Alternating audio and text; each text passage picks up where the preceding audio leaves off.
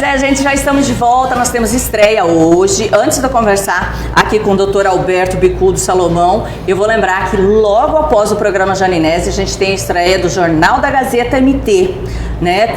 Apresentada aí pelo nosso colega jornalista Crispim, e que vem com essa novidade, com jornalismo realmente sério e de credibilidade. Então, acabando o Janinese, você continua aí, vai continuar pelo Face, vai continuar pelo canal também, que é o MT. É o 19news.com.br.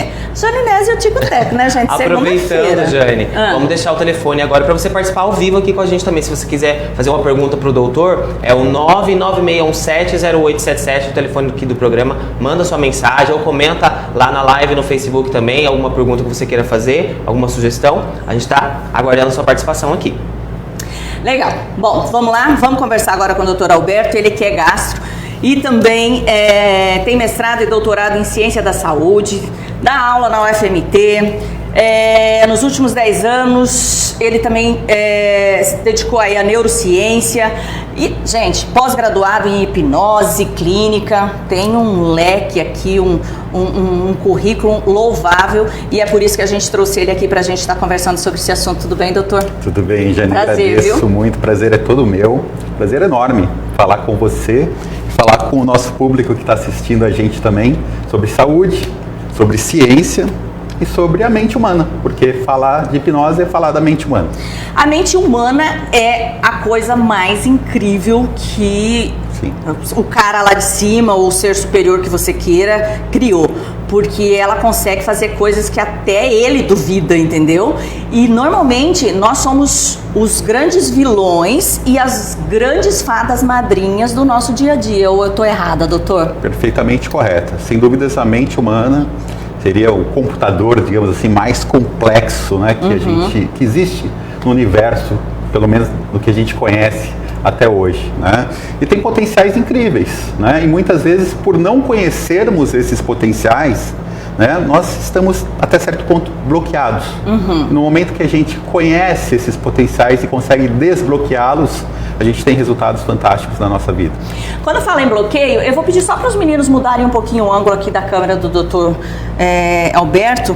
Enquanto eles vão mexendo aí, eu quero agradecer também a presença da Janaína Gaiva, que está aqui. Ela que é assessora, né, doutor? Jornalista também, publicitária, Janaína? Jornalista, né? E é importante a gente começar a perceber. Vem um pouquinho mais para cá, fazendo favor, doutor. Perceber que às vezes é mais pertinho, ficamos longe demais, né? Esse negócio de ficar muito distante, como diz o povo, né? Parece aquela coisa assim, né? Ele lá e eu aqui. Não, vamos ficar pertinho, você pode fazer pergunta também, né? Para você tirar dúvida, que é super importante. Giovanni tá aí antenado para estar respondendo, passando e a gente respondendo. Mas, bom, vamos lá. Quando se fala em trauma, o que a gente pode considerar trauma? E a gente tem consciência desses traumas ou ele está lá no nosso subconsciente, doutor Roberto? Muitas vezes os traumas eles estão arraigados profundamente no subconsciente. Nem sempre nós temos consciência deles na nossa mente consciente, né? Então, podemos falar de eventos traumáticos, né? São eventos que fogem uma ordem natural e que deixam uma espécie de marca dentro da nossa mente. Né? E devido às características de funcionamento da nossa mente, esses eventos de alguma forma direta ou indireta acabam estando presentes no dia a dia da pessoa. E ela vive muitas vezes em função daquilo, como se aquilo fosse acontecer novamente a qualquer momento.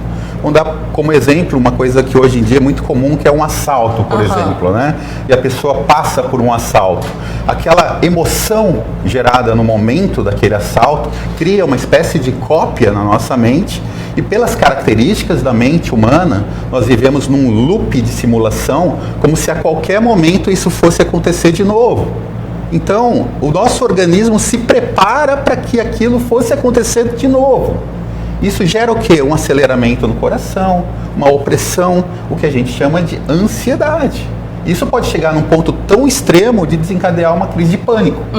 E a pessoa, de repente, por um gatilho, às vezes, ter uma batedeira cardíaca, uma sensação de morte iminente e parar no hospital. Surtar realmente, né? Quando a pessoa fala, fulano surtou, é mais ou menos uma coisa assim. Agora, quando a gente se percebe isso, quando é um fato real, por exemplo, um assalto, você viveu isso, você vivenciou isso, aí é mais fácil de eu identificar o trauma e tratar, porque tem alguns traumas que acontecem lá, quando você tinha 1 ano, 2 anos, ou convive com a família, ou uma frase que seu pai, seu avô, sua mãe sempre te disse, que criam bloqueios na nossa mente também. Isso é real? Super real, né? E a nossa concepção de eu, a gente pode dizer, ela se desenvolve ao longo da nossa primeira infância. Então vai ser ali entre o nosso nascimento até mais ou menos os 9, 10 anos, às vezes chegando um pouco mais, às vezes um pouco menos, que realmente a gente vive eventos que vão mudar o nosso ser. Claro que nem sempre a gente vai lembrar disso, ou vai encarar isso como algo normal. Falar, isso aconteceu comigo na infância, mas não foi tão importante assim, né? Porém, isso para aquela criança foi extremamente importante, e aquela marca daquele evento naquela criança gerou uma característica de personalidade que segue a pessoa até os dias de hoje.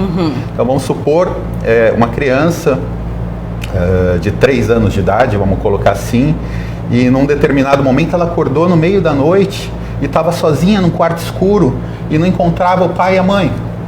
E naquele momento aquela criança ficou desesperada, vamos colocar assim, né? Por algum outro motivo qualquer.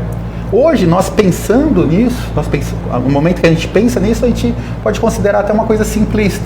Mas imagine a emoção daquela criança.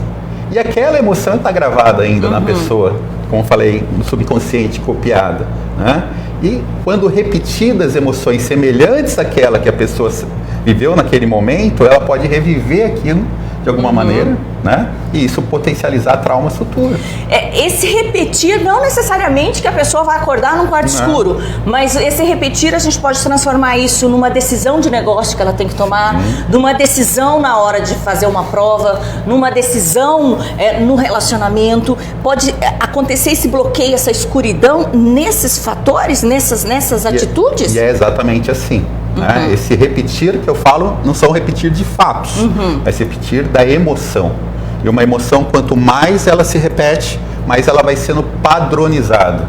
E se ela se repetiu muitas e muitas vezes, chega um momento que ela ocorre, mesmo que a pessoa não tenha nenhum controle em situações que não deveriam aparentemente acontecer. Por isso que a gente, e tem estudos que comprovam também, gente, que, por exemplo, crianças que foram abusadas ou que viveram num clima totalmente desestruturado familiar, têm a tendência em repetir essas ações. Perfeito. São isso que ficou gravado, que acaba tendo essas repetições. Perfeito, você foi perfeito.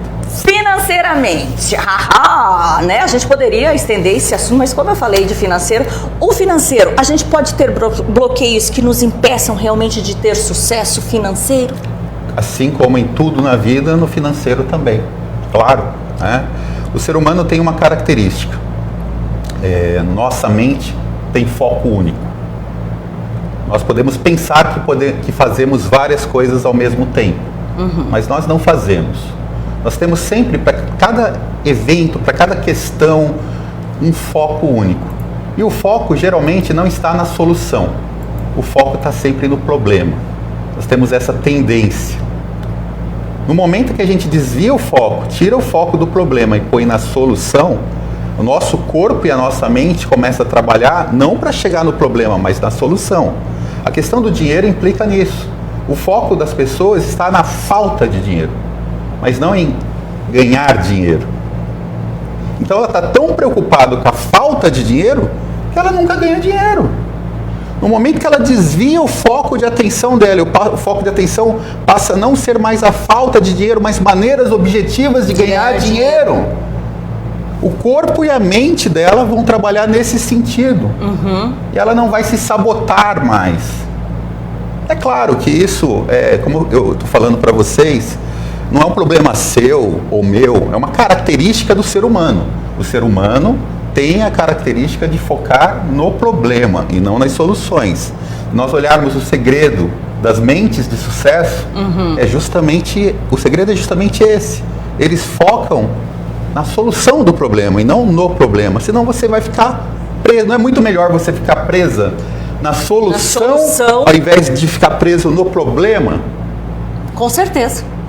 E a hipnose nos ajuda em cima disso? Claro. E eu te digo uma coisa, você está hipnotizado agora.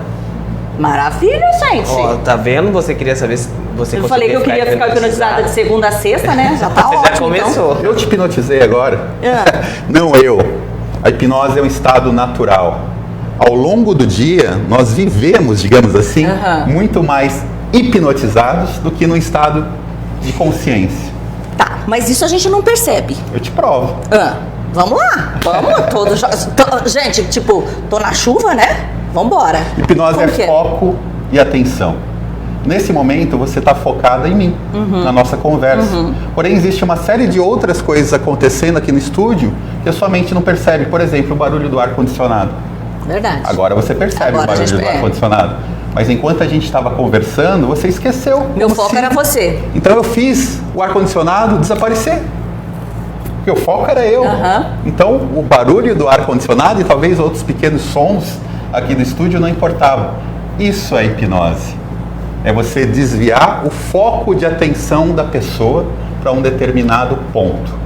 E é isso que a gente tem que trazer para a nossa maneira de ganhar dinheiro, ou de se relacionar, ou de estudar. Ou de tratar doenças. Ou de tratar doenças também. Ou de tratar doenças. Se a pessoa tem uma dor, né? Claro, né, pessoal, muitas vezes as dores, elas têm causas orgânicas já muito bem estabelecidas, né?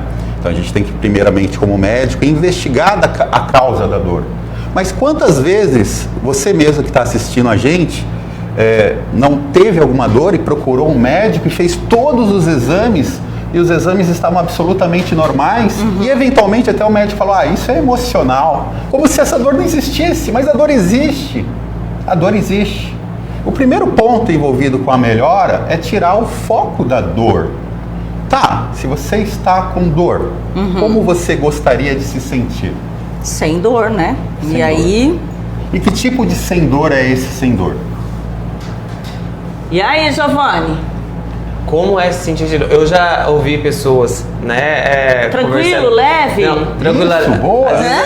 Então, na verdade, você não quer sentir-se sem dor, você quer sentir-se tranquila e leve.